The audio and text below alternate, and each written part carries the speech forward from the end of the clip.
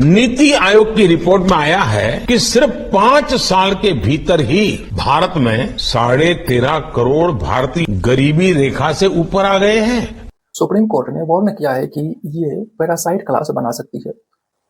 नमस्कार दोस्तों, आज हम एक ऐसे टॉपिक पर बात करने वाले हैं जो हर चुनाव में छाया रहता है, फ्री स्कीम्स। क्या ये सरकारी योजनाएं वाकई गरीबों का भला कर रही है या ये सिर्फ वोट बैंक की राजनीति है जो अर्थव्यवस्था को डुबो रही है? इस वीडियो में हम दोनों पक्षों को फैक्ट्स, डेटा और विश्वसनीय सोर्सेस के साथ देखेंगे। हम देखेंगे कि कैसे ये स्कीम्स लाखों लोगों की जिंदगी बदल रही है, लेकिन साथ ही कैसे ये राज्यों के कर्ज को बढ़ा रही है और विकास को रोक रही है। कल्पना कीजिए, एक गरीब परिवार जहां पिता मजदूरी करता है, मां घर संभालती है और बच्चे स्कूल जाते हैं। सरकार की फ्री राशन स्कीम से उन्हें हर महीने 5 किलो अनाज मिलता है। ये उनके लिए जीवन रक्षक है। लेकिन दूसरी तरफ राज्य सरकारें इन स्कीम्स पर इतना खर्च कर रही है कि कर्ज बढ़ता जा रहा है। जैसे पंजाब में सब्सिडी पर लगभग 17% रेवेन्यू खर्च होता है और हाल की रिपोर्ट्स के मुताबिक पंजाब का कर्ज उसकी जीडीपी अनुपात का 46.6% तक पहुंच गया। इसी तरह आंध्र प्रदेश में फ्री स्कीम्स पर लगभग 30.3% टैक्स रेवेन्यू खर्च हो रहा है, जिससे राज्य का कर्ज उसकी जीडीपी का 35.3% तक पहुंच गया है। क्या ये स्कीम्स गरीबी हटाने का हथियार है या अर्थव्यवस्था का बोझ? आज हम डिस्कस करेंगे प्रोस, कॉन्स और एक बैलेंस्ड व्यू। हम देखेंगे कि कैसे ये स्कीम्स कोविड जैसे संकट में लाइफलाइन बनी, लेकिन लॉन्ग टर्म में राजकोषीय संकट पैदा कर रही है। चलिए शुरू करते हैं। पहले बात करते हैं पॉजिटिव साइड की। भारत जैसे देश में जहां लाखों लोग गरीबी रेखा से नीचे हैं, ये स्कीम्स लाइफलाइन है। उदाहरण के लिए पब्लिक डिस्ट्रीब्यूशन सिस्टम पीडीएस के तहत फ्री या सस्ता अनाज मिलता है। इकोनॉमिक सर्वे 2025-26 बताता है कि ऐसी स्कीम्स ने गरीब घरों में कंजम्पशन बढ़ाया है और आय सृजन गतिविधि को बूस्ट किया है। इससे असमानता कम हुई है और लिविंग स्टैंडर्ड सुधरा है। एक और बड़ा उदाहरण है मनरेगा, जिसमें हाल ही में कुछ बदलाव किए गए हैं, जैसे इनका नाम बदलकर विकसित भारत गारंटी फॉर रोजगार एंड आजीविका मिशन ग्रामीण, और इसके तहत ग्रामीण इलाकों में एक वर्ष में मिलने वाली 100 दिन की रोजगार की गारंटी को बढ़ाकर 125 दिन किया गया। ये योजना ग्रामीण इलाकों में 100 दिन की गारंटीड मजदूरी देती थी।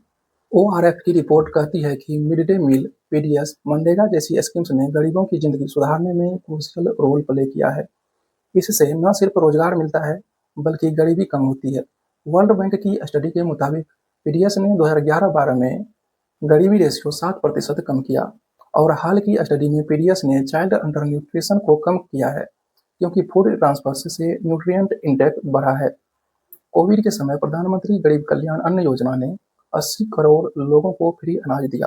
ये स्कीम अस्थायी थी, लेकिन 2024 से इसे 5 साल और बढ़ा दी गई है, क्योंकि इतने लोग अभी भी इस पर डिपेंडेंट हैं। इससे कंजम्पशन बढ़ा और गरीबों की इनकम सपोर्ट हुई। महिलाओं के लिए कैश ट्रांसफर स्कीम्स, जैसे बिहार में महिलाओं को दिए जाने वाले पैसे इलेक्शन जीतने का तरीका बन गए हैं। इकोनॉमिस्ट जीन रेज कहते हैं कि गरीबों को इलेक्शन में प्रॉमिस करके ही कुछ मिलता है और कैश ट्रांसफर से गरीबी कम करती है, सोशल एक्सक्लूजन घटाती है और लोकल इकोनॉमिक ग्रोथ को बूस्ट करती है।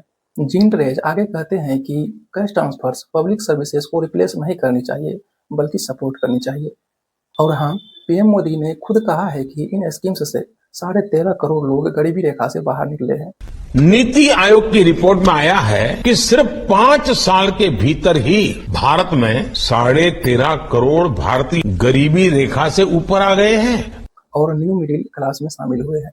जैसे मुद्रा योजना से 10 करोड़ लोग एंटरप्रेन्योर बने। हाल की रिपोर्ट्स में मुद्रा ने गरीबों को सेल्फ रिलायंट बनाया और 27 करोड़ लोग पॉवर्टी से बाहर निकले हैं। तो साफ है, ये स्कीम्स गरीबों के लिए मददगार है, लेकिन हमें ये भी देखना है कि ये स्कीम्स कैसे इम्प्लीमेंट होती है। अब दूसरी साइड देखते हैं। दोस्तों, हर चीज की एक कीमत होती है। ये स्कीम्स अच्छी है, लेकिन अनचेक्ड तरीके से चलाने से राजकोषीय संकट आ जाता है। इससे कैपिटल एक्सपेंडिचर कम होता है, मतलब हेल्थ, एजुकेशन, इंफ्रास्ट्रक्चर पर कम पैसा।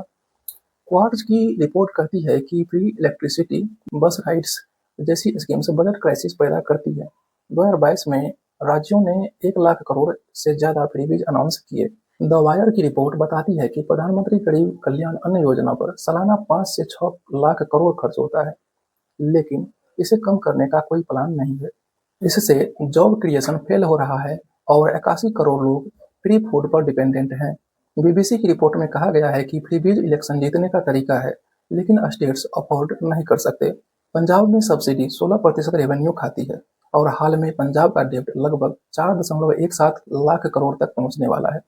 इकोनॉमिक सर्वे 2025-26 कहता है कि कैश ट्रांसफर और फ्रीबीज स्कीम्स पर फाइनेंशियल ईयर 2026 में 1.7 लाख करोड़ का खर्च है, जो स्टेट फाइनेंस को कमजोर कर रहा है और कैपिटल इन्वेस्टमेंट को क्राउड आउट कर रहा है।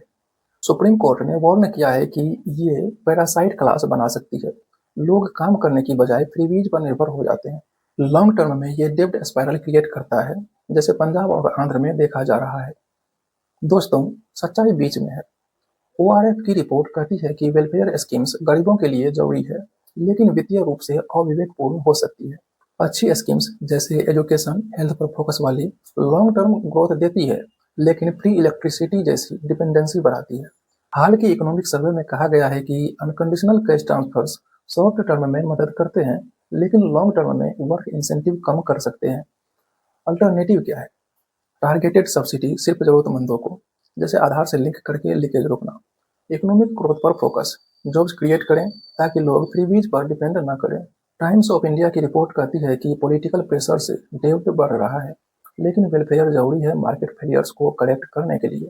ब्राजील के मॉडल की तरह कंडीशनल कैश ट्रांसफर्स को अपनाया जा सकता है, जहां पैसे एजुकेशन या हेल्थ से लिंक होते हैं।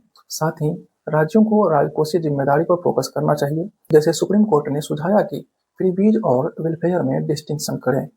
तो दोस्तों, फ्री स्कीम्स गरीबों की मदद है, लेकिन बैलेंस्ड तरीके से चलानी चाहिए, वरना देश पर बोझ बन जाती है। आपको क्या लगता है, ये वोट की राजनीति है या असली हेल्प? कमेंट में बताएं। अगर वीडियो अच्छा लगा तो शेयर करें और अगली वीडियो के लिए सब्सक्राइब करें। नेक्स्ट वीडियो में मिलते हैं किसी नए टॉपिक पर।